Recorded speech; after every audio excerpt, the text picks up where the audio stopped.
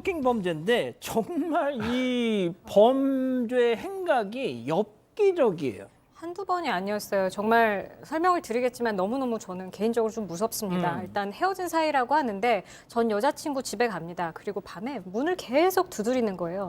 두드리고 벨을 누르고 그래서 지난 9일에 피해자가 처음으로 경찰에 신고를 합니다. 1년을 사귀었다고 하는데 신고하고 싶었겠습니까? 워낙 심하니까 했겠죠. 또 일주일 후인 16일에는 밤 늦은 시간인데 피해자 집 앞에 과일 상자를 놓고 서성거리다가 경찰 불렀는데 얼마나 오래 있었으면 또 현행범으로 붙잡힙니다. 이때 접근 금지 명령을 받았는데요. 당시에 피해자 주거지 100m 안에 가지 마라. 또 연락도 하지 마라. 너 이거 위반하면 구치소에 갈 수 있다고 당시에 통보까지 받았습니다. 근데 이틀 뒤에, 불과 이틀 뒤에 18일인데요. 아침에 다시 피해자를 찾아가서 실랑이를 합니다. 그래서 피해자가 이제 너무 화가 나서 경찰서에 뛰어가는데요. 그걸 경찰서까지 또 쫓아갑니다. 자, 꼭 이 가해자를 이 경찰서에서 집으로 돌려 보내면 뭔가 사달이 생깁니다. 자, 어떤 상황이었던 건지 체크 포인트 짚어보죠. 트렁크를 여니 소름입니다. 트렁크 안에 있었습니다. 트렁크 안에. 저도 이게 정말 어떻게 된 일인지 이 피해자가 자기 피해 사실을 진술하려고 경찰서에를 갔던 겁니다. 근데 경찰서에 가서 이제 자기들을 쫓아다니고 이런 목소리들이 이제 녹음된 게 있었던 모양이에요. 그래서 차 안에 블랙박스를 갔는데 이 피해자가 평소에 담배를 피우질 않는데 차에서 담배 냄새가 났더라는 거예요. 이상하다라고 하다가 경찰이 그래서 차 주변을 이렇게 한번 빙 돌아본 건데 저 차 뒤에 유리창 있잖아요. 예. 저 유리창 안에 사람이 비쳤던 거예요. 저러고 있었구나. 저 안에 그러니까 저 여성이 경찰서로 출석하는 걸 알고 차 안에 몰래 숨어 들어가서 저 트렁크 안에 3시간을 기다리고 있었던 겁니다. 저기 어떻게 저기서 있을 수가 있는지 정말 아니, 얼마나 무서웠을까요? 저걸 발견하고. 야, 세상에. 박 변호사님. 소름입니다. 예. 아니 진짜 네. 3시간 동안 저렇게 이게 또 경차였어요. 네. 경차 트렁크는 아무래도 좀 공간이 뭐 작을 거 아닙니까? 그렇죠. 근데 세상에 저러고 3시간 동안 그리고 또 저 장소가 어디냐면 경찰서 주차장이에요. 좀 간이 클 수도 있고 뭔가 큰 일을 벌리려고 했던 걸 수도 있습니다.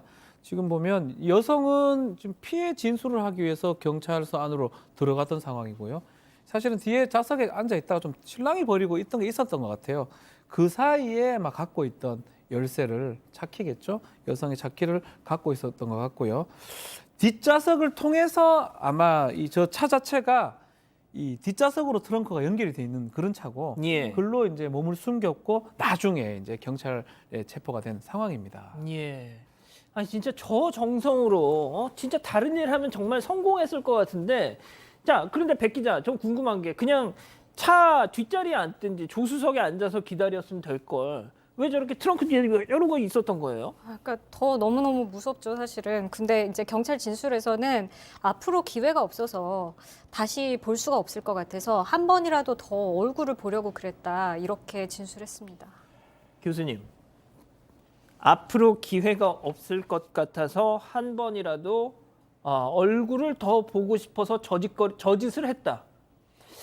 교수님, 저는 약간 딱 이 말 듣고 드는 생각이, 아니 그러면 저렇게 얼굴 보는 게 마지막일 것 같다였으면 저 뒤에 무슨 짓을 하려고 했던 건가, 이런 생각이 언뜻 드는데요. 뭐 그럴 수도 있고, 아니면은 본인의 입장에서는 뭐 순수하게 그렇게 뭐 얘기를 할 수도 있는데, 근데 결론적으로는 참 처절하네요.